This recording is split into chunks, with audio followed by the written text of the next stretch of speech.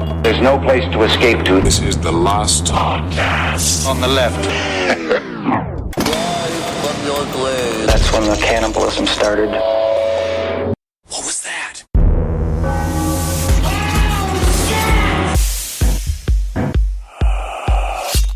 I like how today's episode was supposed to not be heavy or scary, right? Because it's True Crime Roundup, and we're kind of we like to see some fun true crime stories and get into it. And then you showcase the scariest story I've read in months. Really? I would guess that would be the mushroom trip one? Yeah. That's a scary ass story. Well, I don't know anything. Have you not read any of these? No, I wanted it to be a surprise. I wanted to bring it to him roundtable style, but he doesn't know anything. That's great. I like to keep you a virgin. I'm just going to go sleep. There we go. What a great function. What a great third mic. Welcome to the last podcast on the left, ladies and gentlemen. I'm Marcus Parks. I'm Henry Zansky. And I'm Ed Larson. What's up, Yeah, baby? whoa, Ed Nation. Going wild. I can hear it. Bang, bang, bang. No, bang, no. bang, bang. I got shot. But this story, this is not going to be pleasant for you, Eddie, because this is horrible. Are you afraid of flying? No, I love it. No, but it's not about it. I'm not afraid of flying, Yeah. but I'm afraid of people Of course. and what they do. This is very much a story about the human element. Yeah. The human element gone wrong, how one guy can really fuck things up for a lot of people. Like This that is- German bastard. Yes. Yeah. And also probably the guy with the Malaysian flight, but we don't really know. You That's think still so? a mystery. They're saying that they do believe that it was purposefully downed, Oh. but we don't know why. Maybe the blindfold got in the way. I'm trying to show everyone how good of a pilot I am. I can do it by sticking his hand out the window, feeling the air drift. Well, let's do it. The off-duty pilot who almost brought down a passenger jet while tripping on magic mushrooms has broken his silence over the quote-unquote imaginary journey that almost ended in tragedy. I can't believe he's allowed to break his own silence. This is a scary-ass story, and also he wasn't currently tripping on mushrooms. Well, I mean, it is debatable as to whether he was still suffering from the effects of hallucinogens. He ate it 6 days earlier. 2 days earlier. That's still, no, for mushrooms, this is giving mushrooms a bad name. This guy's a psychopath, and he's fucking calling it out on the mushrooms. We'll get there. We'll find out. We'll get there. Joseph Emerson, 44, said he took the psychedelic drugs 2 days before the fateful flight on October 22nd while on a weekend getaway to remember his best friend. Yes. And that, I think, is, we always talk about with psychedelics, set and settings. This guy was out on somewhat of a trip with his buddies to remember a buddy, the best man at his wedding had died. Yes, in 2018, one of his best friends died, and even his wife said he was never the same.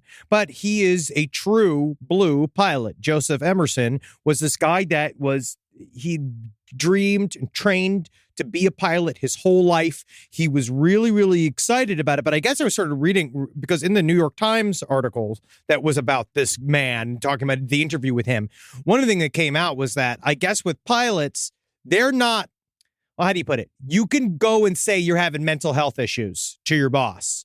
But if you go on medication, or if they decide to, for a long time, you were not allowed to have any sort of mental health issue that involved medication and be a pilot at the same time. Yeah. They didn't allow it. But then he went in, he was like, I've been sad ever since my friend died.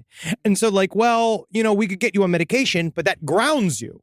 They actually, now they put you on a period of sort of they watch you for a while, but it turns out he was sad for a minute and then didn't really do anything about it because he didn't want to lose his momentum in his career. Yeah.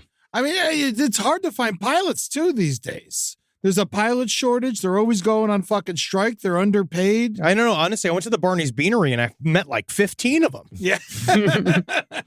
Well, the Alaska Airlines pilot and father of two says he was in a sleepless stupor for the next 48 hours after taking mushrooms, questioning reality while suffering repeat panic attacks. In an interview with the New York Times from county jail, Emerson offered a disturbing glimpse into the bizarre near catastrophe where he almost killed 83 people, urinated on himself, stripped naked, tried to masturbate to break him out of his own stupor. I've done it before and it works. Get the devil out. You got to. Yeah. It's evil in your body. You got to fucking let it leak out. Yeah. Let your penis be your guide. Yeah. And he tried to flee custody. He's facing 83 counts of attempted murder, one for everyone on board. Yeah. Oh, he's fucked.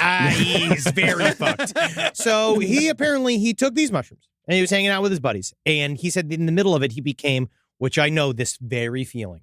He said that they did a big bonfire and they did the very classic. It was 6 days. It's 6 days before he was going to be on a plane again. Mm-hmm. And they were sitting with him and they're like, we're here for this weekend. You should try mushrooms. And he had never done mushrooms. He said he even avoided when guys were smoking weed. He'd leave. 44 is way too old to do mushrooms for the first time, Especially like a with lot. buddies. Like I know like right now mushrooms are doing really well with, sort of, what do you call it? Psychiatric help, but Sure. that's like under the care of a doctor. Yeah. That's great. But just doing it with your buddies, like while you're laser focused on the death of your best friend. It's a bad idea. And like your random bro doesn't exactly know because every bag of mushrooms is different. All of them are different. they're always so you never know how much to really take. Here's a little tip for you people: if there's a lot of blue in there, that's going to be a wild ride. Oh, yeah. And Yes. a little one that Yes. is all blue is way stronger than a big one that is mostly white. Gold flakes are good too. Gold flakes. That's how you know it's going to be fucking killer. And you're like, fuck yeah, bro. But we're talking about when it goes wrong. Now, this guy, the problem is I push back. I don't think that the age is the issue.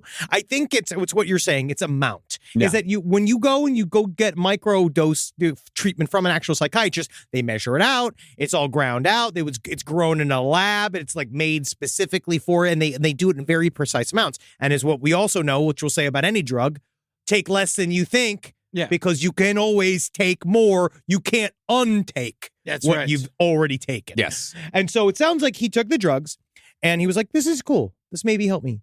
And then he became fixated on the flames and then got deep into the bonfire. Well, nothing looks cooler than a bunch of fire when you're on mushrooms. But then he said he started to slide. It started going, being like, this is groovy. It's cool. But then he did the thing where he thought about every mistake he's ever made. Never a good idea. But again, it's hard. It's hard to do it because, again, it's a psychedelic. You don't know where that horse is going to go sometimes. Well, especially if your buddies are just sort of leaving you alone to stare into the fire. And also, you got to tell people. So, that's the thing. Yeah. You got to use your words. Yeah, you got to tell people, but not I'm like. freaking out here. Here's the words. I'm freaking out here, man. Yeah. The old thing I always tell people is like, if you start to freak out, remind yourself you have taken drugs and you can think about this again in 4 to 6 hours. Yes, it's going to be over. This whole drug experience is going to be over unless you're Joseph Emerson and then it lasts for a bunch of days and you try to kill everybody in a plane. Yeah. He was off duty and should have had an easy flight to San Francisco ahead of him. Yes. He sat up in the cockpit, so he wasn't actually flying the plane. But the other pilot said he quickly showed signs of erratic behavior, and as the plane reached cruising altitude, I don't know why I relate to this so much. I know this moment. He threw off his headset and declared, "I'm not okay." Yeah. Oh, no, I know the exact feeling. So he said he walked into the airport. The first thing was, and this is how I know, this is also a good for you to know when you know whether or not it's good for you to start driving it after a party. When he walked into this airport, he was like, everything's different, but it's wrong. And then they're saying like, security's like doing it wrong. Yeah. This is not the way they're doing it out of order. They're saying weird things to me. He started saying, I'm not understanding what people are saying to me. He keeps texting his wife, just being like, I'm not doing good. I'm like, which I've been in a panic state. We're being like, I just want to fucking be back with you, baby. Yeah. You know, and she's just like, ugh. You know, it's getting intense. And then he goes into the airport. He said nothing was done right. And then he got on and then he was texting with his wife on the plane. Yeah. Basically, then he said something to his buddies being like, going back and forth, I think something's going on with me, blah, blah, blah, one of the last messages. And then finally, he just threw the headphones off. Well, what happened is that he got a text to voice message in he had AirPods on, and he got a text in, and it read the text over his AirPods, and for some reason that freaked him out. I don't know what it was. Pisses me off as well. I don't like it either. I don't like it. And it's probably one of those where, you know, like Google News Alert, : you know, like a long headline. You have those ones where it just sends you some weird spam one and it reads every letter of it. And then you're Microplastics are consuming your body. It is me, Andrea Schmitz, and I'm asking you for your donation. The only thing that stands between us and tyranny is $4 sent to me, Andrea Schmitz. No, it's always I'm sitting there like listening to something and having a really good time, really getting into it, and then we'll be like, message from Ed Larson. Hey, fuck, you want big Me? Look at this crocodile. It is big. Would you like to respond? Yeah, I can't stop. Just get away from me. It's very accurate. Well, suddenly, Emerson grabbed the plane's overhead emergency fire suppression handles, leading to a desperate struggle between himself and the pilots to keep the jet in air. Yeah. So he said that he felt he was caught in a dream. Yeah. And he didn't know if anything was real or not. And then he was going to be like, you're not real, bad. That's 2 times this year. Yeah. We got people calling people not real on a plane. Not good. No. Yeah. I think it says something about the election cycle coming Yeah, up. the air madness. Yeah, Air Madness. Can't wait to start going back on tour. And so he said, you're not real. And he said the way to prove that this was not real was to try to kill himself and everybody in this plane. So that pull handle is what cuts the gas immediately to the engines in case of fire. Yeah. So he pulled it. They all freaked out. They called it an medical He emergency. tried to pull it. They tried to pull it. He didn't pull it. But they ended up having, they still have but then he begged to be tied down. Well, yeah. Well, first, before he begged to be tied down, he started walking up and down the aisles of the plane. He's like, nobody's bothered. Nobody's bothered. Like, nobody's bothered. Nobody's paying attention to me. I think this is still a dream. Yeah. Like, he still hadn't yet fucking Was he realized dressed like it. a pilot? I don't know. I think you do have to have If you're going to sit in the cockpit. I believe think, you have to have a uniform, which is, again, I'm seeing a pilot just fucking stress pace around the body of an airplane. I'm pulling the fucking emergency handle. You get me off this fucking plane. Yeah. I need my pilot to literally be unflappable. Yeah, I understand that, like, tie me down thing. Sure. Yeah, like, because if you're flipping out, you know you're flipping out.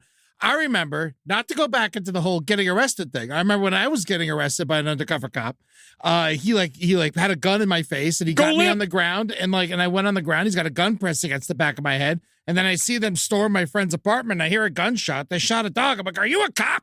And he's like, "Yeah." Yes, He's like, "Yeah." I was like, "They cuffed me because I'm flipping out." Because I want to do something stupid if you don't fucking cuff me. That's what he did. Yeah. Well, this guy said like that he had that sort of thing that you have. I thought a lot of traumatic things in that time where I was like, am I dead? Is this hell? And guess what, guys? You're never dead. No. It's never hell. No. Like it's Because you won't be thinking those thoughts. it's your buddy's You don't room. have thoughts. You'll be dead. Yeah. Wherever you are, you ain't thinking like Joe anymore. Well, in the timeline, what happened next, it's alleged that the pilots grabbed hold of his wrists after he pulled the emergency stop and shunted them back into place before the engines cut off in a terrifying near miss. So I guess he did pull it, but they were able to put it back in a place. Emerson then left the cockpit quickly and walked down the plane where he still thought he was dreaming, as nobody on board seemed to be aware of or have any reaction to his attempt to bring the plane down. On the ground, police rushed to the Portland runway after a pilot warned, "We've got the guy that tried to shut the engines down out of the cockpit." He was cuffed and restrained to the jet, but had enough space to move around that he chugged straight from a pot of coffee as he continued to act erratic. That's exactly what he needed. That's a perfect time to announce Spring Hill Jack's new coffee line, Reptilian in the Morning. And just in case you too are looking for the strength to defy an entire flight attendant team, have Reptilian in the Morning and you'll be ready to go. And apparently that did wake him up because he said he was able to reach his phone and send a text to his friends from the getaway where he told them, "I'm having a mental breakdown," and tried to turn off both engines on my flight home. In a separate text to his wife, he simply said, "I've made a big mistake." See, that shows clarity began to set in. But he did remove his clothes and he had covered himself in his own piss, right? He tried to jump out of a window. He urinated on himself and attempted to masturbate in crazed efforts to wake himself up. Jump out of a window on an airplane. I think he was on the ground. By then, Once he was on the ground, he stripped naked. He tried to jump out of a window. They had him in a holding room and he tried to jump out of a window. Then he urinated on himself and he tried to jerk himself awake, which is a weird way. Yeah. But I mean, he's on shrooms, so his pathways are running differently. It's been days. He's no longer on shrooms. But seriously, some people, psychedelics they're not for everybody. No. They're not for, especially a lot. Yeah, and that's the thing. I think they don't. Do they say in the New York Times article how much he took? Did they just say it was? Yeah, it's too much. a buddy's amount. Yeah, obviously too much. He saw the fear, man. He got the fear. He got the fear and it did not leave him. I think one cap. Yeah. Then build. Yeah. Build it. You start with a bit. This is This is the most interesting part. Okay. His wife, Sarah Stretch, added that when he called her from custody, he was so out of his mind he began singing Boyz II Men's hit song, It's So Hard to Say Goodbye to Yesterday. I mean, that is one of those. That's a scary song in that context. You know what I mean? Like, that's a good. How does that song go again? It's so hard to say goodbye to yesterday. Yeah, we're not going to be able to. Whoa, We you can- guys, it's like, wait, are they here? We can't hit Boyz II Men harmonies. Are they here? That's one of the I love only. sending that video to people on their birthday. I love that. That's my go-to. Move. I actually can't believe that's one of the only Boyz II Men songs that I'm not that familiar with. Oh, really? Yeah. It was like the most popular one. Maybe if I just hear it again, I have to hear the It's actual all about, version. you of know, it. dead people. Yeah, it's a funeral song, It's right? a funeral. Well, I know Yeah. that the what's it the Graduations. Do we come to the end of the road? They said a lot of songs Yeah. about dead friends. Down on bended knees about dead friends. Motown Philly, everyone Back dies. Everyone again. dies. Motown. Then I think that like we need not air marshals, but every flight should have a bouncer. Psychiatrist. I think a like bouncer's an a real good MMA idea. bouncer who is like the pilot is direct line to the bouncer. We need this guy restrained. that guy's like, gonna get laid. Oh, man. yeah. Him up there, tatted out, just been like, yeah, my job here is just make sure you're safe. You know, that soft swat. You know what I mean? He's got the kind of Vin Diesel tattoos. Yeah, you put him. You make sure he's the only guy on the plane who never sits down. Yeah. He always stands at the front with the bouncer look where he's crossing his your ID? arms. Yeah, exactly. See, You just strap his legs in. D's on the other side. D's on the other side. You want to cross over to the other side, right? Just, Yeah, you're yeah. loading the plane. He's like, ID. What are you gonna do tonight? How you feeling tonight? Doing good? You've had too much? Yeah. You had too much? I mean, like looking back and forth, that'd be incredible. Yeah, Yeah. cutting people off when they drank too much. Yeah. We need bouncers on flight. He's just another flight attendant. Yeah, like but, he's a- but his job is to just make sure no one gets out of hand. Yeah. He's huge. Oh, yeah. And I could actually see a very large woman as well. Oh, absolutely. Oh man, nothing scarier than the small bouncer though. Yeah, oh, Well, man, you small never know. bouncers got training. Yeah. Yeah. They could put you in like a scissor hold or whatever that's called. Yeah. Arm bars and shit. Yeah, you just put it like in the fine print every time you buy an airline ticket that you may be restrained on this flight if you fuck up. Yeah, you'd be like, yes, please. Yeah. You see those guys being like, I'm being bad. I'm a bad little guy on a flight. I'm going to need to be restrained. I had a lady next to me have to get restrained once. She just like she came on hammered on pills, you know. Oh, and like I yeah. started drinking at the bar, and I was like, "Oh, this woman is hammered." And then I started walking my plane. I was like, "Fuck!" Yeah. And then she sat across the aisle from me, and then at some point in the flight from LA to New York, she decides to fucking just start screaming and like scratching the girl in the middle seat, like scratching her face, like she's Jeez. like bleeding out of her face and shit. When was this? This was like a year and a half ago. cool. Ah, And then they had and then literally some poor flight attendant had to go over there and literally hold her down for Yeah. 3 hours so we didn't have to land early. Jesus. You know, so like this That's guy- a good flight attendant. that's a a very great good- flight attendant. Yeah. I told them, I'm like, I saw her drinking at the bar. She got hammered. It's her friends in the back. Cause I saw she was getting hammered with a friend and I ratted her out and they gave me $50. Yeah, hell yeah. You got a stool pigeon. You got a bounty? Yeah. That's amazing. That's No, hilarious. I saw the strangest video the other day of like this dude that was nodding off on an airplane and was barely conscious, and he just pulled out a pack of smoke and just lit up a fucking cigarette Man. right on the airplane. And like he's sitting there and he's like smoking, like, and someone comes up, like the flight attendant comes and like taps him on the shoulders, like, and just sort of points and he goes, like he just got really He's scared like, and just forgot like, where the hell he was. Yeah. He literally just forgot where he No was. He idea. was just He in a was- chair he someplace was in a, else. yeah, he was in a chair someplace else. He's like, fuck, like, and started putting it out. man. He's like, I'm sorry. What that's like $1,000 mistake, right? Oh, yeah. it's such a huge mistake. Oh, man, it's such a massive fucking mistake. This guy says, I don't know if I'll ever fly an airplane again. I really don't. Of I course don't think. you're done, I bro. think that if You he are doesn't done. get booked for 83 counts of attempted manslaughter, he probably should at least not fly again. Well, Not and- in America. no. No, send him to Malaysia. Well, at this point, he says he's trying to be as transparent as possible as to what happened. He's trying to tell everybody, hey, this is what happened. I put the transparent transportation. But you know what Mrs. Stress definitely said? It wasn't the Joe I knew. Nope. And I think that's always good because you can imagine if it was like, Yep, that's Joe. Oh.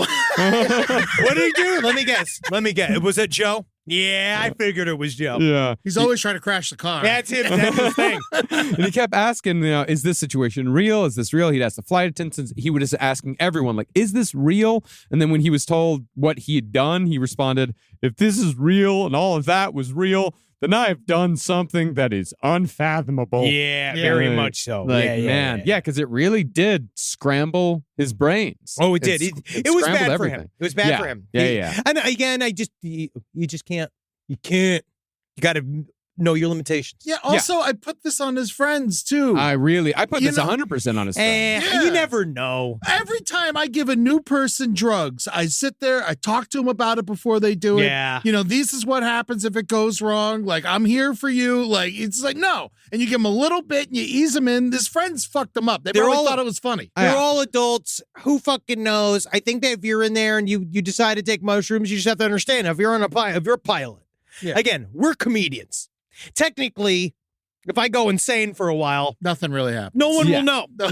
You mean you won't even know? Wait till I have. Everyone's on fire last week. Yes, exactly. When I have dementia, no one's gonna know. Everyone's gonna think it's a funny bit that I'm doing. I show up and when they wheeled me out to a retrospective for the In Memory of Podcasts 2006 to 2035, it's gonna cut to me and I'm gonna go, "Hair Satan," and that's all I'm going to be able to say, This guy made my pants my shirt. Like, his old bit. It's his bit. You don't know it's a cry for help. That I need to be at home and you take my driver's license away from me. He stretched all of his fingers out in a dimension-ridden rage, and now he's big hands. He is big hands. Look at his massive hands. But a pilot needs to really keep your head on tight. Yeah, especially if you got to fly. Like, if you are on a 3-week vacation and you're on day 1, then mushrooms are good. But if you got to fly in 2 days, no, man. No. That's not good at all. That's a little close. That's really close. Even for drinking, that's close. Well, yeah, 8 hours is the cutoff for pilots. Yeah, I mean, it should be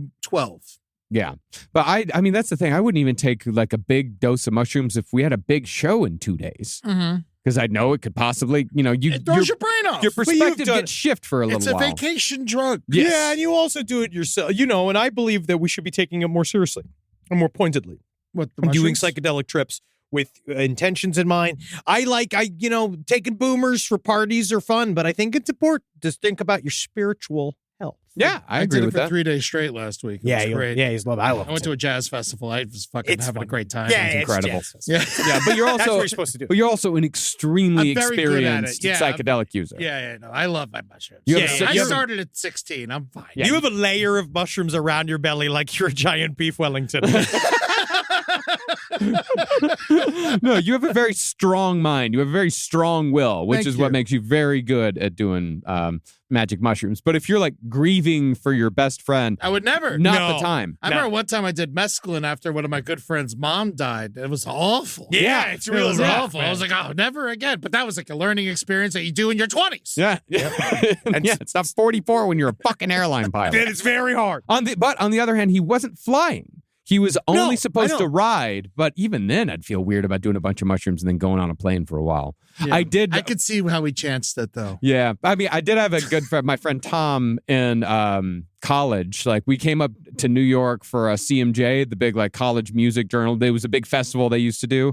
And he, like, right before, like, we got on the plane in Dallas, and right before he looked over at me, his pupils were like the size of fucking saucers. And he's like, I just took a lot of acid. But the thing is that Tom was an extremely experienced psychedelic user. Yeah. He was an older student. He Yeah, was older sure. than us. He was great at what he did. But he just sat there and just looked out the window for 4 hours. And then, like, at the end of the flight, like, he looked over at me and was like, that was incredible. Jesus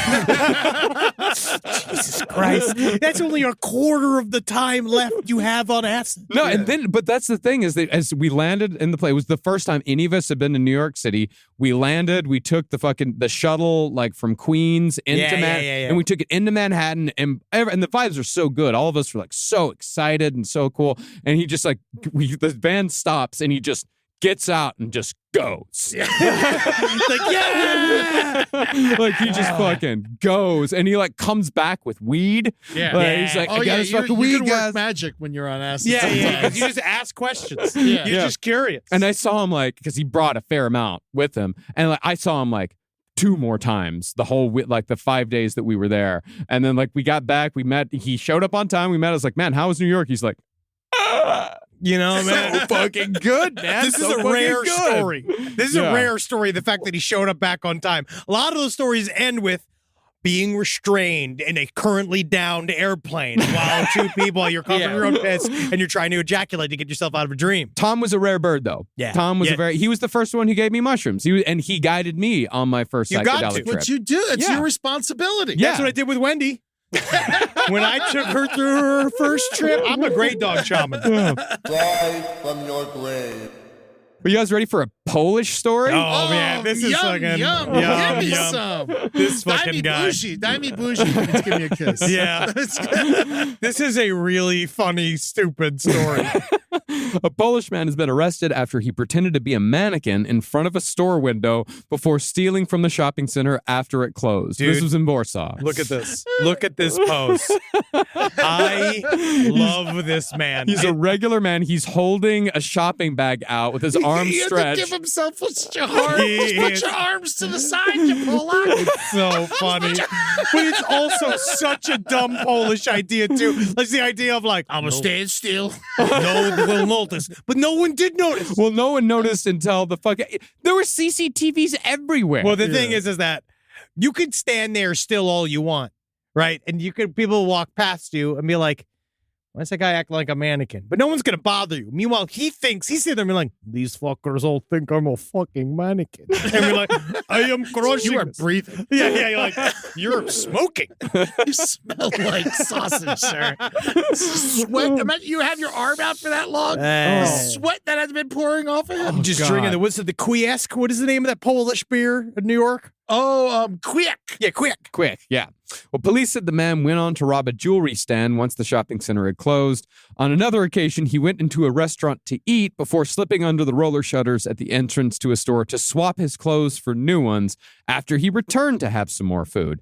And he was eventually spotted by security personnel who called the police because there's just a guy wandering around the fucking mall stealing shit and like breaking into the food court. How is no one surprised and scared of new living mannequin?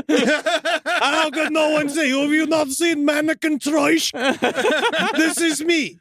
I am the first mannequin with driver's This license. is the first one to go to grocery store to push bucka. First mannequin to spend his time stealing jewelry from outside store in which he is at his home. Police will also allege the man stole from another shopping center where they say he took money from cash registers and tried to steal other items after it closed. So he tried it once and it worked. I am just an innocent mannequin. I do not understand your rules and your laws. How can I be held subject to this when I have recently been plastic and now I am flesh? I was princess in ancient times. You know, the two Polish robbery investigators like, this is new realm of rules. We have never dealt with magical creature who has done petty thefts. How do we reason with him?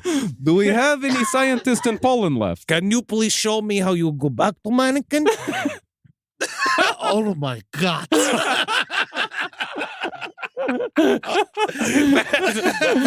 Wake up! Wake up! Well, he's not waking up, so I guess maybe we can just go home now. No, we really prove if he is mannequin or not. Play with his balls. Let us have sex with this mannequin. Oh my God, he is hard. That's it. That's the whole Yeah, story. that's the Dude's facing 10 years in prison. Oh, Yeah, 10 years. that's a lot for pretending to be a mannequin. Well, it's it's all the stealing. theft. Yeah. it's Still, it's that's a lot for the theft. grand larceny because he stole a lot of jewelry. Oh, come on. It was many, you know what it was too? I think it was the many stores. Yeah. And I feel like in Poland too, it's way more being like, we need to discourage this type of fake mannequin activity. Because once they see it is happening in this one way, in successful way, because technically he had an incredible night. They will all do it. 10 years is way too. Couple months. I also feel like Polish prison is not where you want to be. No. Man, you never know with those Eastern European countries. Sometimes they do it right. Sometimes is Polish prison bad? The Polish prison's probably just a mansion. They don't know. Oh my God, look at this. Inmates at a prison in Poland have faced physical and mental torture, including beating, suffocation, and waterboarding. Yeah. Yeah, but we do that here too. Yeah. It's not in comparison. My Polish uncle was a jail guard in New Jersey, and I imagine that was probably brutal. Yeah, I guess in nonviolent, they said they do it. If you're violent, it's more intense, obviously. The fact the less cell causes attention, the better guards just need to do account. Oh, here is this. Prisons in Poland are generally overcrowded and underfunded. The conditions in many facilities are poor with inadequate sanitation and medical care. Again, not different from American prisons. No. It's not that different. No. But still, I wouldn't want to do it. No, I absolutely would not. The overall situation in Polish prisons is a cause for concern for human rights organizations. Oh, sure. Where do you think prisons are worse? In Georgia, the country, or the state? I say the country. I don't know. The state's pretty bad. That guy just got eaten to death by bed bugs. Yeah, that's right. That is bad. That is a bad one. That's a long But how process. much do we not know about what happens in Georgia? Oh, nothing. Yeah. We don't know anything about a Georgian prison. And I don't think that they're doing like Shakespeare plays. I don't think that they're teaching them how to cut hair. I don't think they're not. John Waters isn't coming in to teach them like how to write screenplays. No, I don't think so. At least we have that in some states. Yeah. John Waters. Well, Georgia prison crisis worsens amid federal investigation. Oh, yes, very much so. That's not good. No, none of it's good. Which one? State or country? State. Yeah. Yeah, they won't tell me about the country at all. There's quite a bit of news about Georgia, the state. That is pushing all the country down. Oh, man, they were still using floppy disks for all their medical records. My buddy was like fucking fighting them. Jeez. Unbelievable. Yeah, it's all backlogged and they refuse to fix it. My God. You got to do it. We'll get there. And we're going to fix it. I would Last love to. podcast on the left is going to do it with our last podcast army. We're going down there and we're going to open up these floppy disks and we're going to do it ourselves. You get down there, Stacey Abrams. Yeah, Stacey Abrams. Because she listens. I get a message all the time. Yeah. She actually had a lot to say about how if you can buy sex worker shit and mail it. She did? Oh, yeah. Stacey Abrams. Did she tell her personal opinion or what the statute is in Georgia? She says what she's always dealt with, what she said, it barely makes the envelope because she's too busy just eating it like loaves of bread. I love her. I'm so glad to have her as a listener. Now, this is another. What an inspiring woman. She is. She's very inspiring. She is. Do you remember when we did the show before her? Yes, we. She was in the same venue as us the next night. That we were doing it. my We were doing a God. show in South Carolina, or no, it was Virginia. That might have been Des Moines. It was East Coast. Anyway, long story. Georgia, baby? Long story No. short, no, it was No. but it was around Georgia. Long story short, we did a show, like it was our name on the marquee, and it was like tomorrow, Stacey Abrams. Yeah. But those Abrams heads were still like lining up. They had the foam fingers. Great night entertainment. Her new fucking. Have you seen her new special? Canceled. It's crazy. Just caution tape over her mouth. It's amazing. Now here's another guy who wasn't built for prison. I love this story. Okay. Like talking about prison and when it's bad to be in prison. Sometimes though, if you're in Italian prison, it doesn't sound that bad. Remember Bunga Bunga Rooms? Oh, yeah. Well, he's dead now. Yeah. Yeah, Berlusconi died a while back. Sexiest president. A judge recently released a 35-year-old man from prison over health concerns, with one concern being that the 430-pound murderer would not be able to obtain a low-calorie diet while incarcerated in an Italian prison. He ate his way out of prison. That's the hero. That's a goal, That's man. the fucking hero, man. Holy fucking, shit. I talk about how fat you got to be in Italy. Yeah. Well, Italy is surprisingly thin people. Yeah, they look good. He was in jail for stabbing his girlfriend 57 times because she reprimanded him for leaving too many crumbs on a hotel bed. But then he ate himself up and out of prison. God damn. It's all coming up. Dimitri Ficano. Dimitri Ficano. So Dimitri, he couldn't get in and out of a cell anymore? Or? Well, they just weren't able to take care of him. They weren't equipped to deal because he had to use a wheelchair. He went from a little over 250 to 430. He had to use a wheelchair and crutches to move, and the prison's layout is not well equipped for those tools. So they figure instead of retrofitting the entire prison For him. just fucking put an ankle bracelet on him, send him home, and ankle belt.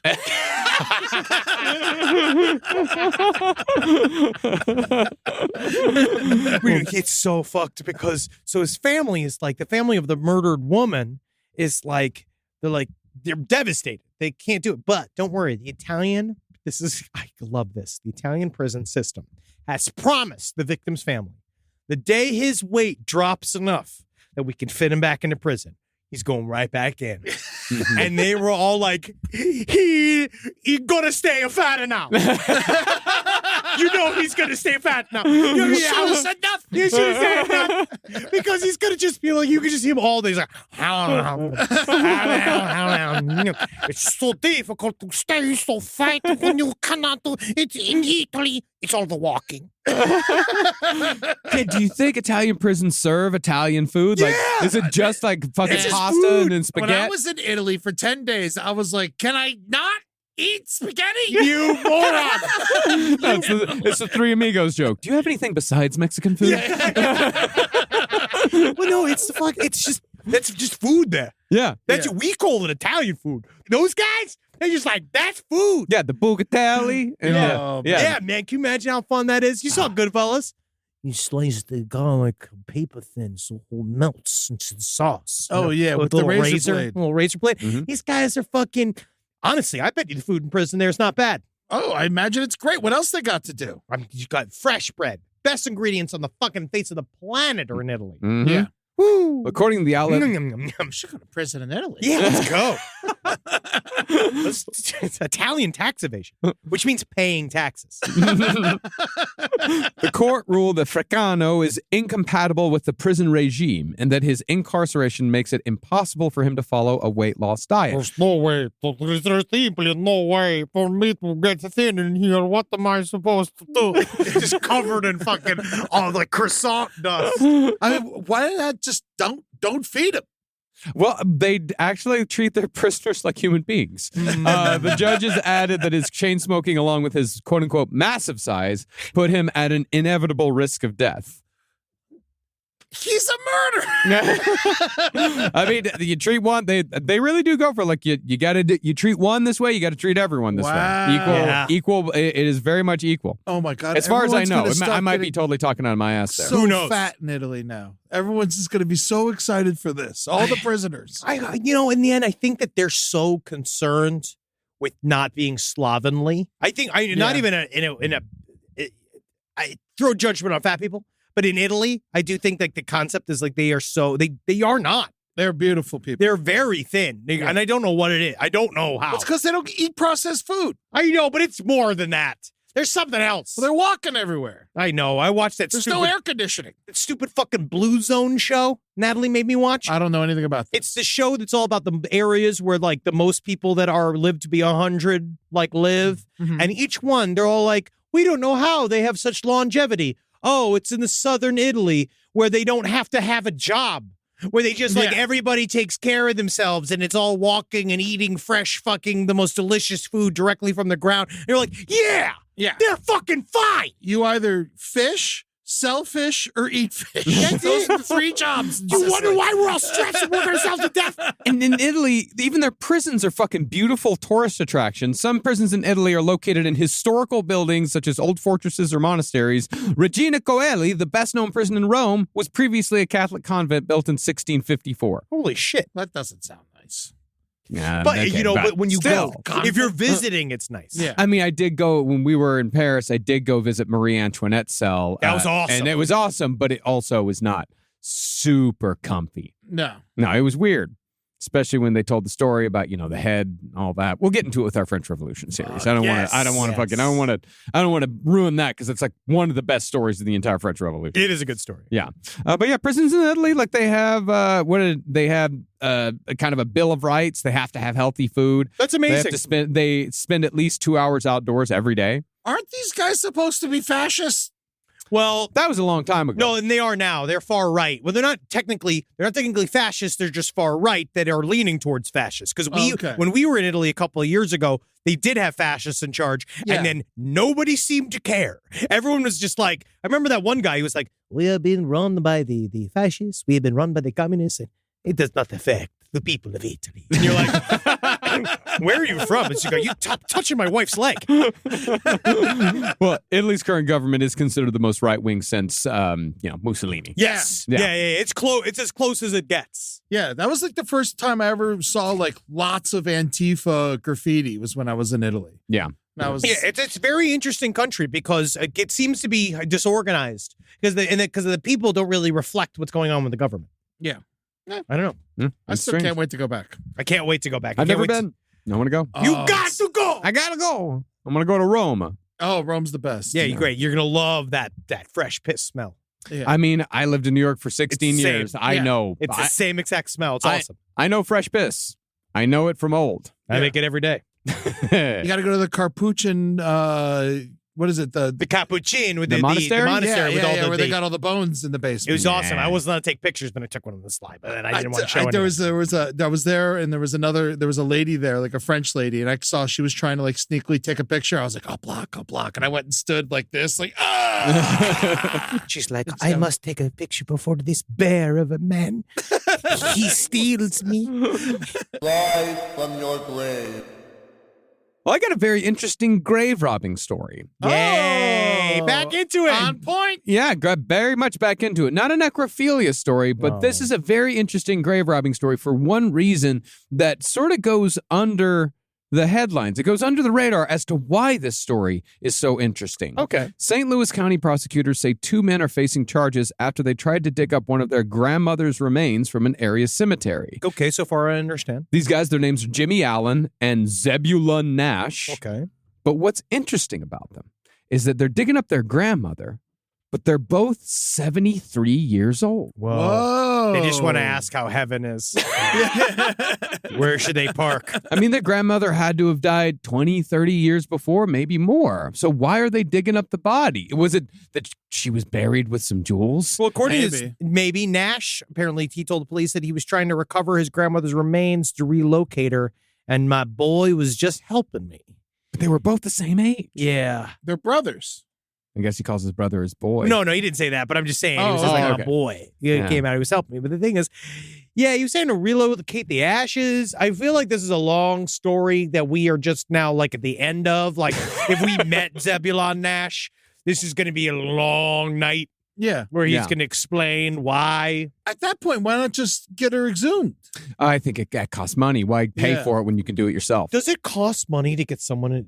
It has to. It has Someone's to. got to dig her up. Yeah, because if you did it for free, people would be doing it all the time. Yeah. Like seriously, like I'm moving from St. Louis to Minnesota. I want to bring mom. I want to bring mom. I don't want to have to come all the way back here. So yeah, I'd imagine it takes a lot of cash. That's why you're going to need to save on each paycheck. So if you look at this, these costs tend to range between $5,000 and $15,000. So yeah, that's how much it costs to exhume a body. It says right here, exhume a body process. You can buy the form to do it from, I guess, attorneydocs.com for only $25. Okay. You can fill out that form, get your mama exhumed. Let's see them dead ass titties. They're going to be gone. Long gone by Unless then. they're fake. Yeah, Depends how long it's they're been. just going to be sitting comfortably on the fucking skeleton. See, that's valuable. Yeah. That's like, if you can reuse those last for a long time. Well, out of the silicone ones are being thrown out because of the leaking. The old ones are stopping. Now they're doing the saline and the truly uncommon ones, the borscht ones. There's that are borscht? Oh, yeah. Yeah, borscht. Cold beet soup. Yeah. It's in Ukraine. Yeah, Ukraine and Poland. Yeah. You'd be surprised how lifelike it is. You know, it's like, you guys were in sketch comedy for a long time, and you found those like weird things. They're where, like, analogous at work. Yeah, that work is like, oh yeah, like, blood, corn syrup, and food coloring. Like, you wouldn't think that would work. You wouldn't think that looks real, but it sometimes does. if you imagined a woman's breasts as 2 bags of a more thicker consistency borscht, I think honestly, number one, it'll help some people that are afraid of commitment get past that fear. And I think the other side is just understanding no matter what happens with you and your wife, if you got to, you just cut off one of them nipples and you got sweet, delicious borscht if you're starving. I can't tell if you're lying to me or not. I am lying. Do you really think, honestly, Eddie, that they fill I don't know if it works. breast implants with borscht? Borscht. Yeah, it can't be. I've only had borscht once or twice. It's not. I don't like it. I loved it. I love borscht. Yeah. But that does raise an interesting question. You ever seen that Herschel Gordon Lewis movie, Gorgor Girls? No. Great it's an exploitation classic, but there is one scene in which the killer comes in and he cuts off a woman's nipples, or not he, I mean, I don't want to spoil it, but it's like they cut off the woman's nipples, and out of one shoots a bunch of milk, Yeah. and the other one, chocolate milk. Oh, interesting. I think I sent a text to you once of the scene. Only in my dreams. Only in my dreams, man. Yeah, no, don't work like that. And then that. she, boiled, and then the killer boiled the victim's head, and the victim was boiling a bunch of French fries on the stove, and so she got her face shoved into the French fries. Yeah, Herschel Gordon Lewis, he's a sleeper. You should check him out. He's great. Yeah, except for the gruesome twosome. That one's just okay. That's one about a guy and his crazy mother, and they run a wig shop together. And so they lure college girls into their wig shop so they can kill them and shave their hair and sell their hair as wigs. You're the busiest person I know. How do you find the time to These watch? are over all the years. I spend a lot of time alone. Yeah, man. Honestly, I Or watch with a lot of me and movies. Carolina. We do, this is what we do, Yeah. together. Yeah, We 'cause fill our time. He was the guy who did Blood Feast, which I believe is the first movie that had visible blood effects. A lot of gore, yeah. Yeah, a lot of gore. Blood Feast is an absolute classic. It's funny because now you watch it, it's kind of boring, Yeah, but it's fun. but Gore Girls, because Gore Girls also has it has a cameo by Henny Youngman. Oh, now I have to see it. You Now gotta you- see it. now you have to see it. Yeah, I love Henny Youngman. Take Yeah. my wife's nipples, Oh, man. please. There's an old fun story from Jeff when he was going to the Friars Club all the time, and he was behind Henny Youngman one day, and Henny had no idea he was there. And there was a pigeon just flew in front of him. He's like, hold my messages. And he's literally just doing bits on the streets of Nope to Yeah, birds. yeah, I understand. I understand. I have this disease. Got so funny. But yeah, the Gore Girls, it's there's some problematic parts, but for the most part, it's a pretty fun. If you're into exploitation horror, and what exploitation horror Means, is, like, what what it it actually what that means, means and what it is, then yeah, it's a great one. It's a Man, classic. I used to watch. We rented Blood-Sucking Freaks so many times when I was a kid, and I Yeah. don't think I remember a minute of it. But I remember we rented it constantly. I've never seen Blood-Sucking Freaks. 1976. It's very old. Yeah, Interesting. we should do a watch. Honestly, I would that could be I would cool. love to relive that. We And can put it up. Microwave Massacre too. I need to rewatch that one. We have this place called 16,000 Movies, and 8,000 of them are horror movies, and we just used to go there all the fucking time. That's great. Yeah, we need to watch Red Meat again too. Oh, that was a good one. that's a good one. That's a really. It's a slow burn, but it ends great. It really does. It's Donald Pleasance. It's got everything that you want. Let's do it again. Yeah. Let's do it together. Mhm. I love it. Yeah, let's have because that's my thing is 70s horror movies. I love 70s horror movies. I need to get back into that more than this. The new shit's fun, but you'd be surprised. The 70s are the best time for movies. Well, it really and why would that not follow for horror? You know, I feel like the 80s, though, horror, in my estimation, has only gotten better in terms of it's the last bastion of independent film. So it's really fun ideas coming out in horror. But what I love is the legacy of all of these, the entire genre is so huge. Yeah. There's so much stuff, and there's stuff for anybody. it's just with modern horror, I just cannot watch one more fucking movie where grief is the main. Well, the fucking- idea- is I the- love is the Babadook. The Hereditary, I love Hereditary Babadook. started that and then kept it going, and Yeah. it can come I back think a little bit. Babadook started because Babadook was before Hereditary. yeah. And then Hereditary shot that up. Oh, Yeah. Hereditary was unbelievable. I mean, yeah, it's an But unbelievable movie. Talk to Me is great. Talk to Me is great. That's I it. That's the I did love first- Talk to scared Me. of that one. I haven't seen It's it. great. You'd love it. It's so good. It's one of the first Zoomer horror movies that I've come to enjoy. Yeah. That it really, it's very, very good. Yeah. Have you ever seen Don't Look Around, Don't Look Back, or Don't Look Around? No. Don't Look There? It's None of them. Donald Sutherland. It's great. Oh, really? Yeah. Yes, Don't Look Back. No, it's the title actually. Don't look at me. Away! Don't Yeah. look away. No, that's not it. You met Donald Sutherland, right? Oh man, I was on a flight. Don't look now. Don't look now. Yeah, and it's where it's set? Italy. Ah! Yeah, it's set in Venice. It's another very, very slow burn, but I think it's right up your alley. Those 70s ones all are. It's a grief movie. I'll admit that. That's Okay. why I thought of it. But yeah, it is a grief movie. But I think you'd like it. I was on a plane. It was first class. I was coming back from work from doing Pretty Face, and next to me was Donald Sutherland, and he had a big air tank. Right, so he had a big tank on. He was struggling. He came in and he sat there, and again, I wasn't going to say anything. No one's saying anything to, Donald Sutherland. But he's so cool. He's a legend. He's fine. He leans over and he's like, these bastards expect me to work until I'm in the grave. It's like the first thing he said. So I was just like, what? And it's just like, they think I'm a young man doing these Hunger Games. I'm out here tied to a pole. All sorts of weather. Cold. Heat. I'm an old man. I shouldn't be doing this anymore. And I'm sitting like, just like, my son brings home these women. I'm sick of these women. And I was just like, Kiefer Sutherland? Your very famous son? He's like, oh, you know him. Yeah. Kiefer. Always disappointing. I'll be dead. They'll all be laughing. He was like, I named him after the yogurt I have to eat now. Kiefer. Get the acidophilus. My God, I just open up. If I was sitting next to Donald Sutherland and he like approached me I would open up his IMDb and just start going through and being like, what about this one? What about this one? What about this one? The problem was I literally, he monologued at me. Yeah. For like an hour, but I didn't want to say anything because he was just talking. He was literally just being like, got this tank now because I can't breathe. How am I supposed to do the hours they expect me to do? Like when you were on The Simpsons, like how cool is that? Because I love that. It's one of my favorite leads to the Iconoclast. Is one of my favorite Simpsons episodes. I'm an old man.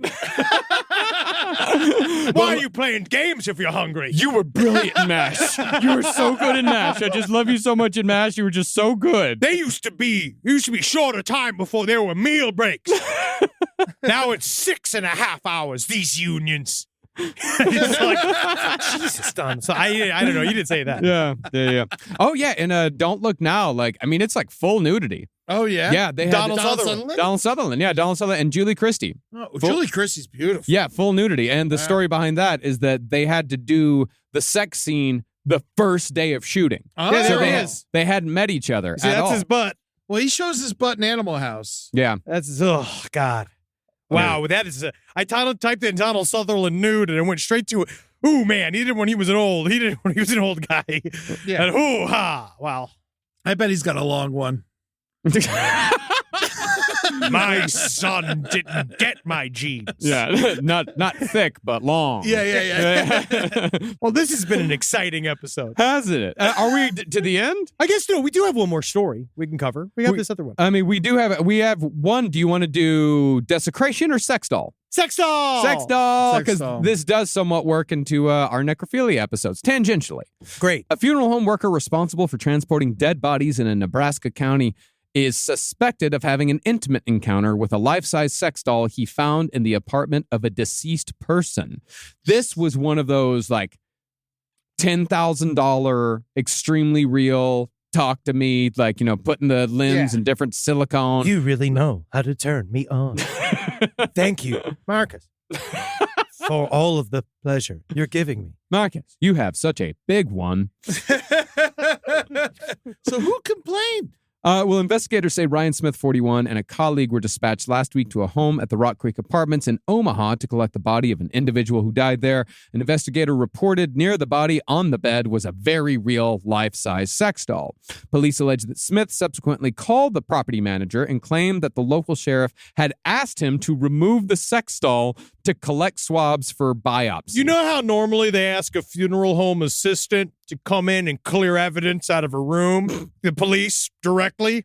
Yeah. I got to get in there because you know how it is. They don't want to deal with all this nastiness. Well, how'd the person die? It doesn't say, but Smith's strange request was denied by the manager, who later returned to the apartment to discover that Smith was still inside the unit, which had been locked with a deadbolt and chain. After Smith exited the home with his shirt untucked and his pants in disarray, the property manager called the cops, who later busted Smith on a felony burglary charge. A post-arrest examination revealed the sex doll to be, quote-unquote, sticky, and it appeared that, quote, something had rubbed her inner thighs. And a deputy collected the sex doll, he said, so that I could have her processed for DNA.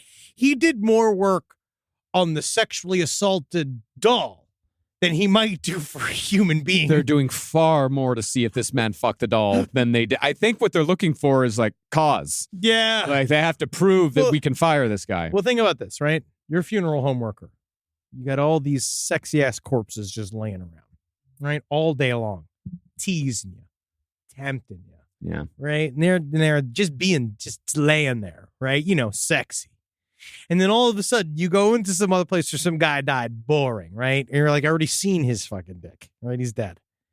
But then you see just laying right there in the same exact position is you're like, ooh, mama, I can't get in trouble for fucking that one.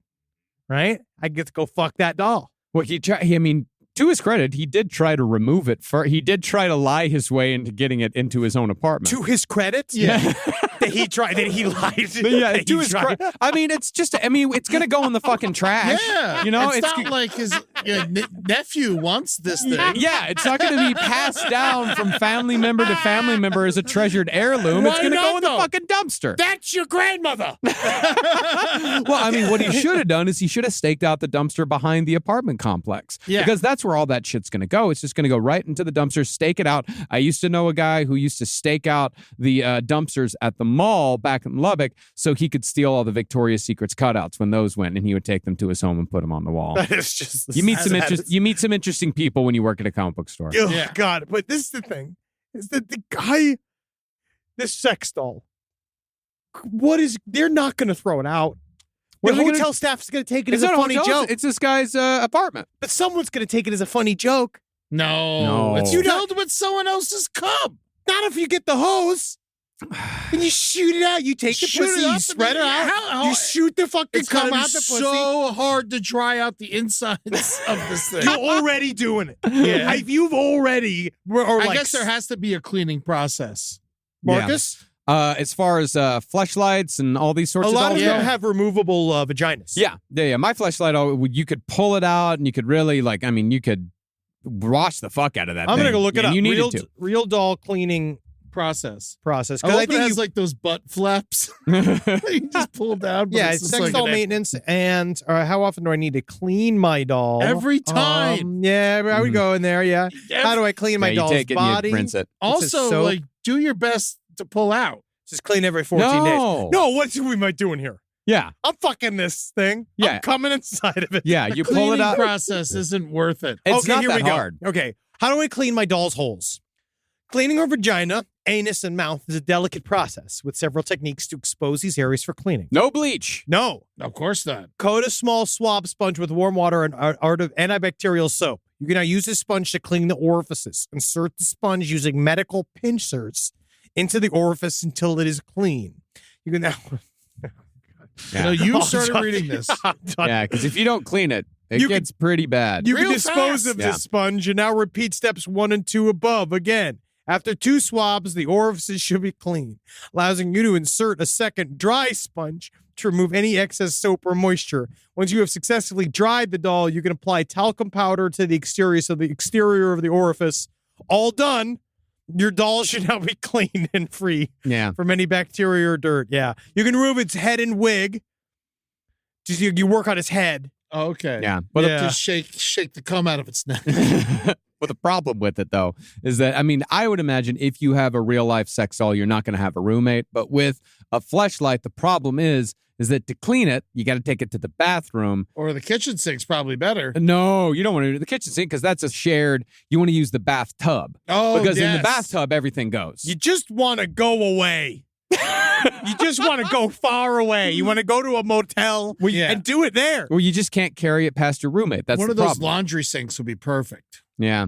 A laundry sink. Oh, yeah. I got one of those in my garage. Yeah. The big plastic tub with Yeah. the fucking long nozzle. That would be perfect. Yeah. Yeah. Jam it right up in there. Let it run right through. Yeah. In New York, we didn't have that, though. This whole thing. No.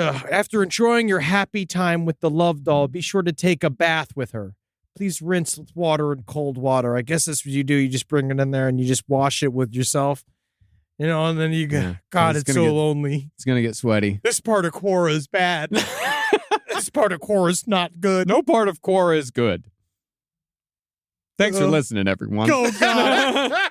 I don't mind it. If you want to have sex, honestly, it would be kind of cool to do. It might be fun. Last podcast on the left, real dolls.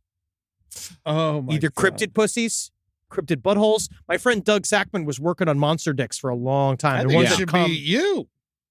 Oh, God. Can you imagine? Set nose out. My horrendous butthole. Oh, God. And call it, You yes. ever wanted to take Henry from behind? Have you ever tried the Polish challenge? Yes. Yeah. But your butt's so flat, though. Yeah, it's horrible. Yeah. That's why it makes it unique. Yeah, you get right No, to the that's hole. true. No, if anyone's getting a butt made, it's me. Oh, that's a good idea. Yeah. No, I say we give them what they deserve, not what they want. Okay, I agree. I agree. But I'm just talking about, QC, quality control. Because in order to have sex with me, you have to find the scenes from Deliverance like sexy. Yeah. You know what I mean? Like, because I got a Ned Beatty back. You half. do have a Ned Beatty body. Yeah. And so if you want to go to town on Ned Beatty and make him squeal and scream, I guess it's the last podcast to the left, Real Butt is for you. So go down to lastpodcastmerch.com and try it out for Christmas or Thanksgiving. Get that rush to your house right now. Try the Polish Strap challenge the now. Henry ass to your chair. And you can go ass to ass with Henry Zabrowski whenever you're doing your work. Yeah, listen. Yeah, just to keep you stress free in the holiday season, go ass to ass with Henry Zabrowski. No, I think it's so flat. What would be really good at is like the little gel thing on a mouse pad. Where you rest your wrist. Yeah. So you use that. Just glue some hair to that. Try Henry Zabrowski carpal tunnel butt. Nothing will make your workday more at ease than the soft, slow, low slope of Henry Zabrowski's Polish butt. You're gonna love it. Well, this has been a great episode. It has been. Happy fucking Thanksgiving. Yes. It's coming next. Oh, God. All right, go to Operation Sunshine. If you want to base Henry. If you want to base Henry, go to lastpodcastmerch.com. We're going to have a sale. Yeah. Then you go to fucking, go to your local comic book store and ask for Operation Sunshine #2 by name. They are there. They are ready to go. It's out right now. I saw a copy of it. The new one? Yeah, I saw a copy of Earth 2 yesterday. It was so cool to see. Yeah. I also like to make an announcement because I can now. I was in a movie. Wow. And I want you to go and see it. It is a Christmas movie. Obviously, people are already giving me shit about the fact that it's a Christmas movie, even though I dislike Christmas. But the best part, I play somebody who hates Christmas in a Christmas movie. Good. It is really fun. It's called How to Ruin the Holidays. And right now, it is out right now. Only It's at in the Lamley. It's at the Lemley NoHo. So if you're in town, if you're in Los Angeles, go check it out. And this is another guilt side of this. If you don't even care about the movie, go support the Lemley because they're all given. They're fucking destroying all of them. Soon, yeah. And it's horrible. So maybe give them a reason to maybe stay open, which would be nice. Love the Lemley. I love all those theaters. But it's also at the Plaza in Atlanta. And it is going to be, we're going to have it's not a national run, but a pretty big run. And then in December, we're going to go VOD. So I'm going to put it out there. It's called How to Ruin the Holidays. I think it's really funny. It's an R-rated comedy that is directed by Arlen Kodapaki and written by my good friend Kevin Galise, who was one of the artistic directors of Dad's Garage. I was calling Mockery. The best. Yeah. It's great. Very funny. Very Can't sweet. believe you've kept this under your hat this whole time that you did a movie with Colin Mockery. You never told us. I He was love very Colin nice. Mockery. He's the best. He's great. He's as funny as you think he is. Whose line was it anyway? His. Cool. He used the lead, but he did a great job, and I want you guys to go check that shit out. Let's go watch it together. Yeah, we can. I would love that. We're little actors. Look at you. I'm an actor. I got a letter from SAG-AFTRA begging me to give them money, and I said no. You might have to. Wow. You might have to. I just sent them money finally. You got to. You got to, because it's a union town, Bubby. I know, Yeah. but I'm not an actor. But you do act every day, don't you? In a way. Not in movies or All the world's TV. a stage. Not in movies or TV. No, I'm saying here. Movies or TV? No, this is a studio that we paid for. Interesting. I got no money from studios to build this. I never got any investment from a studio. But we're looking for it. So, Paramount, we're ready for you. The moment that I have to, I will. Yes. I'm not a scab. We're looking for it. The moment I have to, I will. But until that day comes, I'm keeping it as a nice little souvenir. I think you're right. I just got good with SAG. I'm excited to get my DVDs. Yeah, I want my DVDs back. Oh, the DVDs that are already streaming? Yeah. Oh my God, it's so annoying. They say all these elaborate Netflix movies on DVD. It's like, why are you doing this? All right. Hail Satan. Huggy. Hail ham. Goodbye. See you soon. Oh, yeah, when we come back, we're going to have a fucking big old series. We're doing a big Dark History series, and we got a bunch of weirdness coming up in January. I'm very excited for you. It's going to be cool. Rock and roll, baby. Bye. This show is made possible by listeners like you. Thanks to our ad sponsors, you can support our shows by supporting them. For more shows like the one you just listened to, go to lastpodcastnetwork.com.